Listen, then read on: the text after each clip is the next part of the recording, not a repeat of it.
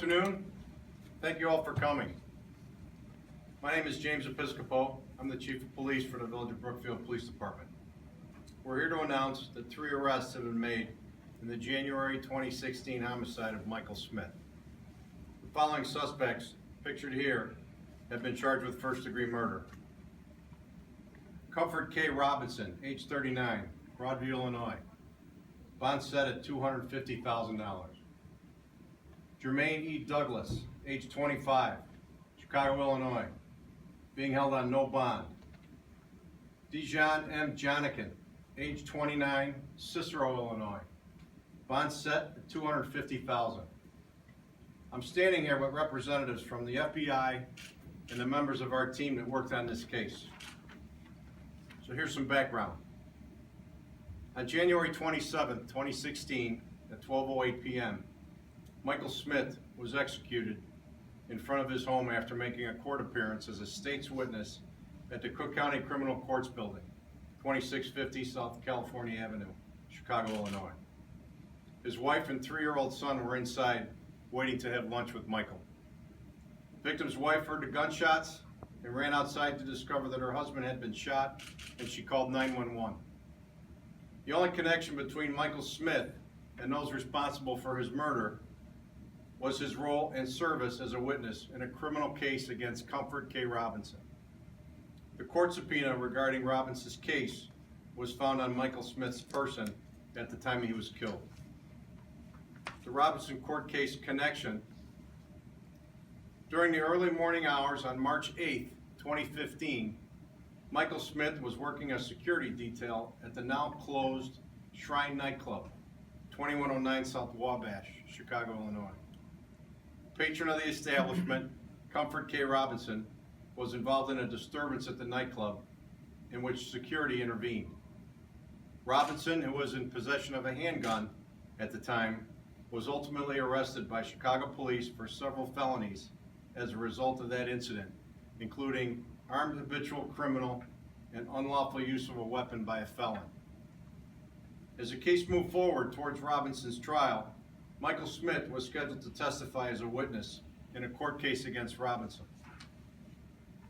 On the day of the murder, Robinson's case was set for a bench trial.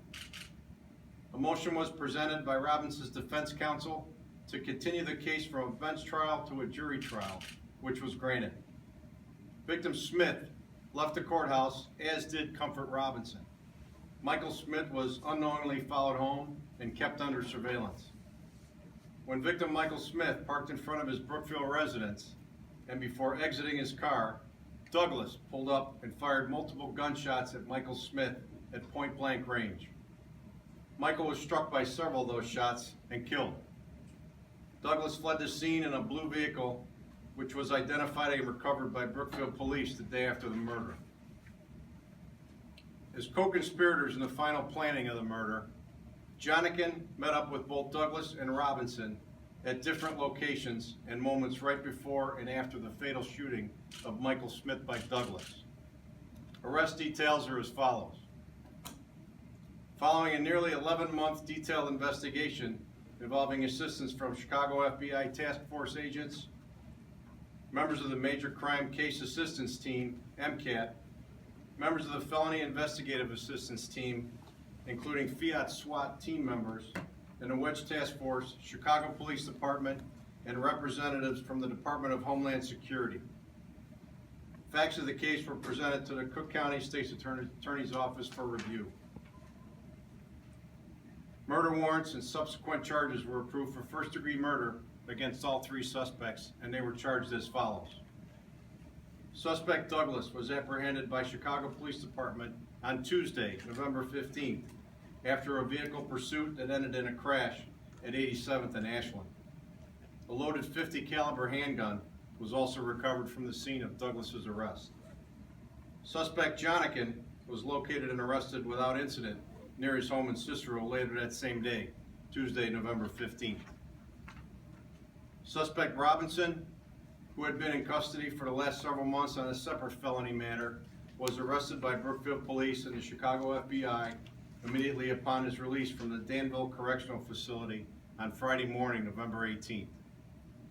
All are currently being held at the Cook County Correctional Facility now. Preliminary hearings are scheduled for later in the week. On behalf of Michael Smith and his family, his friends and co-workers, the citizens of the Village of Brookfield, and our police department, I wish to express my sincere gratitude and appreciation not only for my detectives and the many officers who worked hard on this case, but for the assistance and resources provided to us by the FBI and all assisting agencies who helped us bring these violent career criminals to justice and get them off our streets. These are evil men who will now answer to our justice system for their actions. Since the time of Michael's murder, not a day has gone by that someone behind me from one of these agencies didn't do something to bring us closer to solving this case. Michael Smith was a good man, a model citizen, a hardworking family man who was killed in the prime of his life for doing his job. My heart goes out to his family and friends for their tremendous loss. Just let me add that during the course of this investigation, I stayed in close contact with Michael's wife and mother. They are people of strong faith and would always tell me that, while of course they're praying for justice and closure, most importantly, they're praying for us to stay safe as we worked hard on solving this case. I'm happy to report today that I believe we accomplished both. So I say thank you to them as well. Now I'll turn it over to FBI Special Agent in Charge, Michael Anderson, for his comments. Sir. Thank you, Chief. On behalf of the FBI, our condolences go out to the Smith family and our thanks to the Brookfield Police Department. Chief has covered the case and the facts of those cases pretty well. What I'd like to do is take this opportunity just to highlight a few of the areas that the FBI is enhancing its engagement in violent crime and gangs.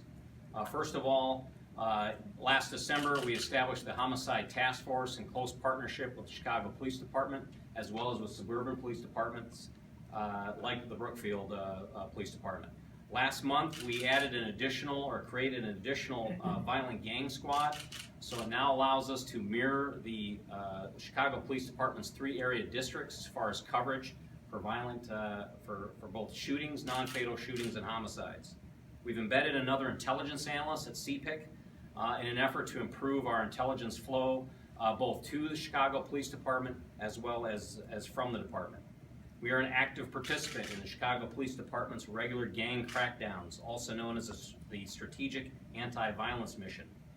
We are engaging in social media saturation of all of our arrests, indictments, and convictions in order to get the message out that the FBI is highly involved in murders and non-fatal shootings. We're expanding our role in more reactive, single subject and small conspiracy violent crime cases to supplement our long-term criminal enterprise cases that we've worked for years. We've also re-energized our partnerships with the Chicago Crime Commission and Crime Stoppers, again in an effort to send the message out to the community that the FBI is highly engaged in violent crime. As the U.S. Attorney's Office expands its violent crime footprint with the addition of resources in their office, we're bringing an even larger volume of cases to them for prosecution. And then finally, we will be working very closely with the Kim Foxx administration at the state's Attorney's Office. I look forward to meeting with her in January. So thank you so much for publicizing the FBI's work and partnerships in violent crime and gangs. Thank you very much. Again, I'm grateful to the FBI for their help on this, and all these guys behind me that really worked hard these last 11 months to put this case together. As I'm sure you can understand, I've gone into probably as much detail on the facts of the case as I can, but I'll entertain any questions if anybody has any. Chief, could you tell us what the relationship between these 3 guys are and any priors that they might have had in the past? I think the relationships between these 3 guys is it's pretty complicated. I think that's something I'd be not comfortable talking about at this point. That's just facts that are going to have to come out of trial. And were they like family members or friends from the neighborhood or that type of thing? Was it gang related? There are 2 of them that are related. I believe Jonathan and Comfort have a family relationship. That's all I can say. Which courthouse was this occurring at? Was it 26 in California? It was both, actually. We had I think we had a bond hearing at Maybrook, and then there was another one at 26 in California. In January though? I'm sorry? In January when the murder occurred? Well, that was 26 in Was that- California, yes. What did this murder do to the residents here in Brookfield? Well, I mean, it's shocking to have a crime like this here. I really appreciate, the patience from everybody in our community to, they really trusted us to do our jobs and get to the bottom of it. But it hurt for a long time, and I know everybody will be happy that we came to a conclusion on it. The basket over here, tell us about that. That was sent here this morning by the family. I talk about our close relationship with Michael's wife and mother, and they sent us that today just to thank us for solving this case and bringing it to a close form. So I've talked to them a number of times throughout this process. How long have you been in law enforcement? I'm getting ready to finish 29 years with the department here. Do you get a lot of thank you baskets like that from families? No, sir. What does that do for you? It's great. I mean, it's nice to be appreciated like that, and we get a lot of thanks from our residents for what we do. We appreciate it a lot. Was it, I understand if you can't say, but was it physical evidence that led you to these men, or it was people talking from other cases and witnesses of that regard? All the above, very detailed. Like I said, it was a long 11-month investigation that's got so many parts to it, and most of that's just going to have to come on in trial. Can you give us an overview of what Robinson's role was during this investigation? How many times, like questioning him and that type of thing? Because obviously you knew there might be a connection, so you followed up on that. Well, we knew there was a court case there initially, and like I said, when Michael was shot, the subpoena for that case was on his person, and then we just started following leads from there. Was the hunch Yeah. from the get-go that he was targeted? I'm sorry? Was the hunch from the get-go that he was targeted? A lot of people were talking about that early on. We pursued that as same as everybody was speculating in that, but again, very complicated and detailed. I can't really say too much more about it. What's your message, any of you guys, what's your message for guys out there who will target someone who will be a witness against them in court? Might want to target someone like Mike in the future. I think the message is you're going to get caught eventually. Somebody either knows who committed a crime, or there's probably going to be evidence. We live in a world of very high tech, and you're probably going to get caught one way or another. People, the police are pretty smart too. So there's cases that go unsolved, but the work that these guys did, and they never stopped. So that would be my message. We're gonna get to the bottom of the story eventually. Somebody is. Do you know with Jermaine, I know Chicago police, there was a chase involved. Was it, they figured out who he was at the end of the chase, or there was like a bolo for his car and? We had a warrant for Jermaine at the time. They knew they were chasing him. Okay, they knew it was Jermaine that they were Homicide chasing? suspect, yes. Okay. Thank you very much.